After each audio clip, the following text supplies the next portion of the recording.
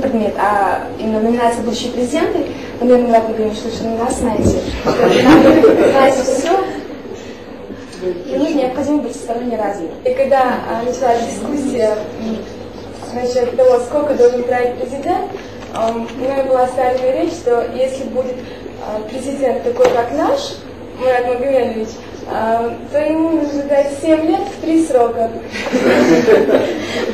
Они все одобрили это решение и сказали, что немедленно надо изменить Конституцию Российской Федерации по этой статье. Мурат Магомедович, я хочу поблагодарить вас и Министерство и Управление образованием наших за поддержку в этом, потому что это действительно это не только поддержка, это воспитание и это уважение к знаниям. Вы действительно воспитываете очень умных и одаренных детей. Это было отмечено не раз, и не только в Москве, а было и в Ростове, и в Начале, и